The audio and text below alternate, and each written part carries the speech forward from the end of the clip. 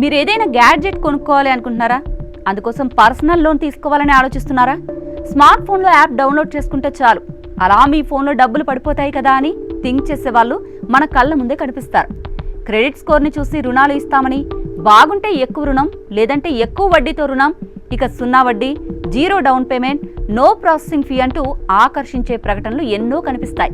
కానీ ఒక్కటి గుర్తుపెట్టుకోండి, సులువుగా ఏది ఇవ్వరు. లోన్స్ తీసుకోవడం కట్టుకోలేక సూసైడ్ చేసుకున్న వారు ఎంతోమంది ఉన్నారు. అందుకే ఏదైనా లోన్ తీసుకునే ముందు ఈ 5 విషయాలను చెక్ చేసుకోండి. ముందుగా రిజిస్ట్రేషన్ ఉందా లేదా అన్నది మీరు చూసుకోవాలి. మీరు రుణాలు తీసుకునే సంస్థలు రిజిస్టర్డా లేదా నమ్మకమైన ప్లాట్ఫామ్స్గా ఉన్నాయా లేదా అనేది చెక్ చేయండి.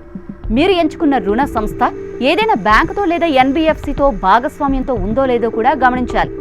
ఇక యాప్ ఏ పర్మిషన్స్ అడుగుతుందో కూడా గమనించండి. డౌన్లోడ్ చేసుకునే ముందు యాప్స్ ఎక్కువగా మీ ఫోన్ కాంటాక్ట్స్, ఫోటోస్, మెసేజెస్, మీ లొకేషన్ పర్మిషన్స్ అడుగుతూ ఉంటాయి. వీటిపై అప్రమత్తంగా ఉండండి.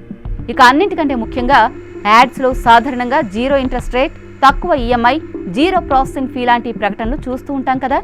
వీటితో పాటు అతి తక్కువ వడ్డీ రేట్ అనేది కూడా కనిపిస్తుంది. అయితే మనం గమనించాల్సింది యాన్యువల్ పర్సంటేజ్ రేట్. దీన్నే ఏపీఆర్ అని అంటారు.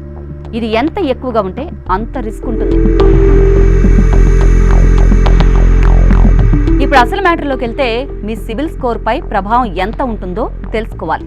సాధారణంగా అన్సెక్యూర్డ్ లోన్స్, పర్సనల్ లోన్స్ లాంటివి ఎప్పుడు మన స్కోర్ పై నెగిటివ్ గానే ప్రభావం చూపిస్తాయి. పదే లోన్ల కోసం చేసే ఎంక్వైరీలు, చిన్న మొత్తాల్లో అయినా సరే మనం పదే తీసుకునే లోన్లు మన స్కోర్ను నెగిటివ్ ఎఫెక్ట్ చేస్తాయి. ఇక మీరు చేసే పేమెంట్ పద్ధతి ఏంటో చెక్ చేసుకోండి. వ్యక్తిగతంగా ఎవరి వ్యాలెట్కైనా చేస్తున్నారా లేదా రిజిస్టర్డ్ యూపీఐ ఐడికి చేస్తున్నారా చెక్ చేయండి. వ్యక్తిగతంగా అస్సలు చేయకూడదు. ఇదండి ఇన్స్టంట్ పర్సనల్ లోన్స్ గురించి మీకు తెలియాల్సిన ముఖ్యమైన విషయాలు. అర్థమైంది కదా? దయచేసి క్రాస్ చెక్ చేసుకోకుండా, రివ్యూలు చూడకుండా ఎలాంటి యాప్స్ నుంచి డబ్బులు మాత్రం తీసుకోవద్దు.